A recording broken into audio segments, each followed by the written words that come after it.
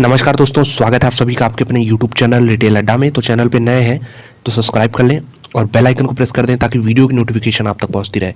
तो देखिए, हम लोग बात करेंगे एक ऐसे एफएमसीजी के जायंट कंपनी के बारे में जिसका देखिए मेनली फोकस जो लोगों का होता नहीं है इस तरह की कंपनियों पे, लेकिन उन्हें फोकस करना चाहिए। और क्यों करना चाहिए इस वीडियो में बताऊंगा। देखिए, बहुत सारे लोग होते हैं सोचते हैं कि मार्केट में जैसे जल्दी जल्दी रिटर्न्स मिल जाए, लेकिन दोस्तों जल्दी रिटर्न्स अगर आपको कहीं मिलता भी है तो आप फिर से उसको उस पैसे को लगाएंगे मार्केट में और आप फिर से वो लूज़ कर देंगे। तो डेफिनेटली केस यही होता है। आपको ऐसे स्टॉक्स भी अपने पोर्टफोलियो में रखने चाहिए जो धीरे धीरे ही सही, लेकिन आपका वेल्थ जो है बढ़ाते रहें, ताकि आपको उसमें कोई टेंशन ना हो। मैं देखता हूँ बहुत सारे कंपनियों में अगर आपका स्टॉक प्राइस काफ़ी बढ़ जाता है तो लोग घबरा के कि अब गिर ना जाए कहीं, उसको बेच देते हैं। लेकिन अगर आप किसी कंपनी में इन्वेस्ट कर रहे हैं जो जो धीरे धीरे आपकी वेल्थ को कंपाउंड करे, तो आपको बिल्कुल उसमें चिंता भी नहीं होगी और आपका धीरे धीरे टाइम के साथ वेल्थ क्रिएशन भी होगा। तो इसलिए ये कंपनी बहुत फोकस में रहनी चाहिए सभी लोगों के, लेकिन अनफॉर्चुनेटली बहुत लोग इसको ध्यान नहीं देते हैं। सोचते हैं कि ये कंपनी जो है बहुत स्लो मूवर है, लेकिन स्लो मूवर है लेकिन अपनी सेक्टर की एक जायंट कंपनी है। आपके सामने नाम यहाँ लिखा हुआ है, इसका नाम है डाबर इंडिया लिमिटेड। तो एफएमसीजी में देखिए, आप सभी ने इसके प्रोडक्ट जो है इस्तेमाल किए होंगे। सभी ने तो डाबर च्यवनप्राश जरूर खाया होगा। बहुत सारे इनके प्रोडक्ट्स हैं और अभी हम देखेंगे उसके बारे में भी, लेकिन इसके चार्ट पे सबसे पहले नज़र डालते हैं। तो चार्ट पे देखिए, शॉर्ट टर्म में हमें क्या दिख रहा है। शॉर्ट टर्म में एक करेक्शन का फेज हमें दिख रहा है, और वो स्टार्ट कहाँ से हुआ, जब यहाँ हाई बनाइए उसके बाद ये फेज जो है धीरे धीरे नीचे का स्टार्ट हो गया है। अभी कहाँ तक जाएगा देख सकते हैं, 485 के अराउंड इसमें एक सपोर्ट बन रहा है। तो 485 अगर आता है तो वहाँ रुकना चाहिए। ऐसा नहीं कह रहा हूँ 485 चला ही जाएगा, हाँ 485 आता है तो वहाँ रुकना चाहिए। फिर वहाँ पे ट्रेंड रिवर्सल की कोशिश हो सकती है। ट्रेंड रिवर्सल मतलब पहले ये ट्रेंड देख सकते हैं अपवर्ड था, अब ये देख सकते हैं डाउनवर्ड था। तो 485 यहाँ नीचे कहीं आता है तो फिर यहाँ पे रुक के फिर से ये अपवर्ड ट्रेंड में जाने की कोशिश कर सकता है। तो ये रही इसकी चार्ट पे शॉर्ट टर्म में। अगर हम पूरी हिस्ट्री देख लें तो ये मैं बात कर रहा था एक एक्सपोनेंशियल ग्राफ, बिल्कुल कांस्टेंट। मतलब जैसा आपको बताया जाता है कि ऐसा ही ग्राफ होना चाहिए एक्सपोनेंशियल में, उसी तरह का ये कंपनी ने लगभग शेयर प्राइस ने प्रदर्शन कर रखा है। तो इसमें कोई डाउट ही नहीं कि इसमें कभी भी आंख बंद करके खरीदने वाला शेयर है। एफएमसीजी का डिमांड अभी कुछ, मैं कहूँगा कुछ सालों से डाउन रहा है, तो उसका फ़ायदा देख सकते हैं कि कंपनियों को तो उतना नहीं मिल रहा है, लेकिन अब जो साइकिल टर्न होगी, जब डिमांड बढ़ेगा, आज नहीं तो कल बढ़ना ही है। इसमें 2 साल 4 साल 5 साल चाहे जितना लग जाए, लेकिन अगर आप 10 साल से ज़्यादा का नज़रिया बनाते हैं तो आपको ये साइकिल जो है टर्न करते हुए तो दिखेगी। एफएमसीजी डिमांड इंडिया में खासतौर पर जो रूरल एरिया है वहाँ पर डिमांड आपको बढ़ती हुई नजर आएगी। तो उसका फ़ायदा सीधे सीधे डाबर जैसी कंपनियों को होगा। और इतने देख सकते हैं डिमांड की कमी के बावजूद में स्टॉक में कुछ खास करेक्शन आया नहीं है।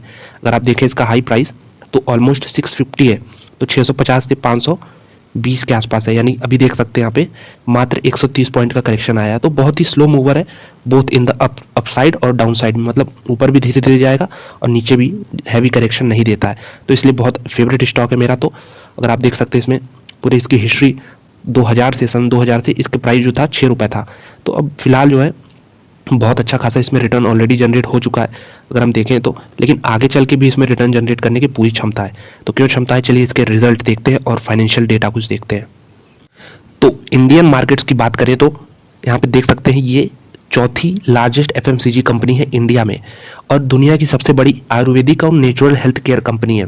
तो इसमें बहुत लोग सोचते हैं पतंजलि की एंट्री होगी तो इनका जो मार्केट शेयर वो खत्म हो जाएगा आयुर्वेदिक सेगमेंट से, लेकिन आप देख सकते हैं पतंजलि को एंटर किए हुए 5-6 साल तो हो ही चुके हैं ऑलमोस्ट, लेकिन अभी भी ये लार्जेस्ट कंपनी बने हुए हैं आयुर्वेदिक सेगमेंट में, जो कि काफ़ी बढ़िया है। अगर हम इनके रेवेन्यू का हिस्सा देख लें तो 50% जो आता है होम एंड पर्सनल केयर से आता है। जैसे ओडोनिल आपने एयर फ्रेशनर जरूर इस्तेमाल किया होगा, सैनी फ्रेश होता है, ओडोमोस होता है।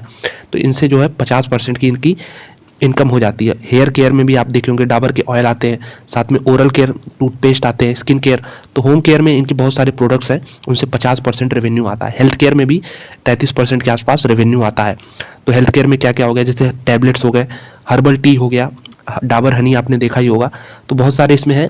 हेल्थ केयर में आप 33% मान सकते हैं। फूड एंड बेवरेजेस में भी कंपनी बनी हुई है, उसमें से भी 16-17% आते हैं कंपनी के।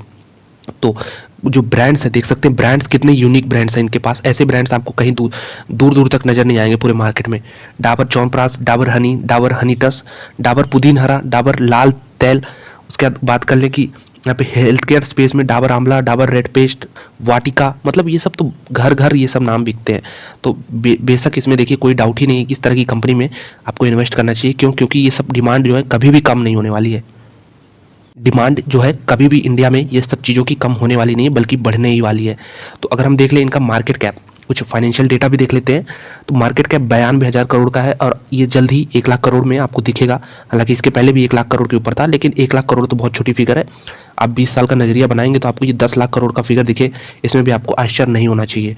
क्योंकि इंडिया इतना बड़ा ह्यूज मार्केट है, उसमें जो है कंपनियां कंसोलिडेट होंगी, जो बड़ी कंपनियां हैं और बड़ी होती जाएंगी और छोटी कंपनियों को अपने अंदर एक्वायर करती रहेंगी, या फिर छोटी कंपनियां बिल्कुल खत्म ही हो जाएंगी। तो बहुत सारे अभी रीजनल लोकल प्लेयर्स भी हैं, आप देखे होंगे हर चीज़ का सब्स्टिट्यूट आता है। आप च्यवनप्राश में भी देख सकते हैं कि छोटे छोटे प्लेयर्स बनाते हैं, लेकिन वो सब आने वाले समय में खत्म हो जाएंगे। तो स्टॉक का पी की बात कर लेते हैं तो 51 के आसपास है। ये जरूर कम हुआ है, लेकिन अभी भी महंगा है और ये महंगा ही रहेगा हमेशा। रोज और रो देख सकते हैं 20 के ऊपर दोनों फिगर बने हुए हैं। कंपनी पे कोई कर्जा नहीं, इंट्रिंसिक वैल्यू बहुत कम निकाली जा रही है 116, लेकिन यहाँ तक आपको कभी मिलेगा ही नहीं। इसलिए कोशिश करनी चाहिए, कोई भी डिप मिले, अच्छी खासी डिप मिले तो आपको बाइंग करके सोचना चाहिए। 480 485 पे आता है तो वहाँ पे रुकने की कोशिश करेगा और यहाँ पे आप बाइंग कर सकते हैं अपना पहला।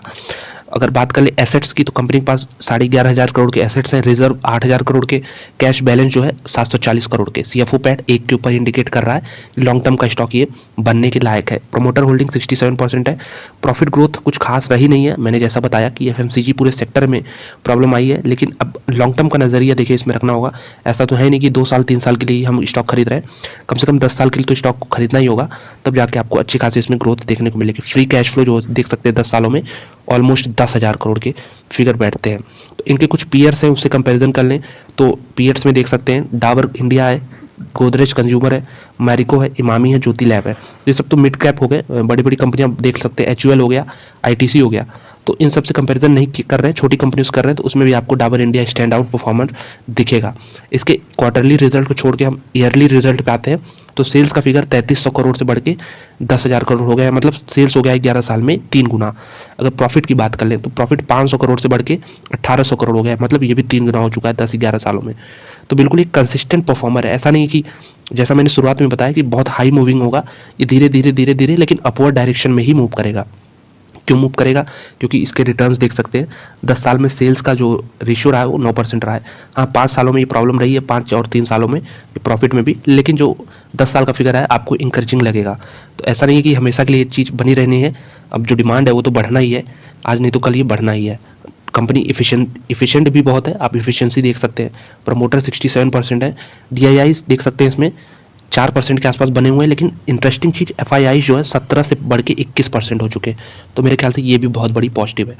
तो ओवरऑल सब कुछ बता दिया इस कंपनी के बारे में, मतलब कंपनी क्या क्या प्रोडक्ट्स है, कंपनी के कहाँ से रेवेन्यू आता है, रेवेन्यू कैसा पिछले 11 साल में रहा है, चार्ट पे भी आपको बता दिया। तो उम्मीद है आपको पसंद आया होगा। तो वीडियो अच्छी लगी हो तो एक लाइक करें, चैनल पर नए हो तो सब्सक्राइब करें, और हाँ अगर आपके पोर्टफोलियो में डाबर इंडिया नहीं है तो आप अभी भी इस पर रिसर्च करके अपनी स्टडी करके जरूर इसको शामिल करने की सोचें। वीडियो देखने के लिए धन्यवाद।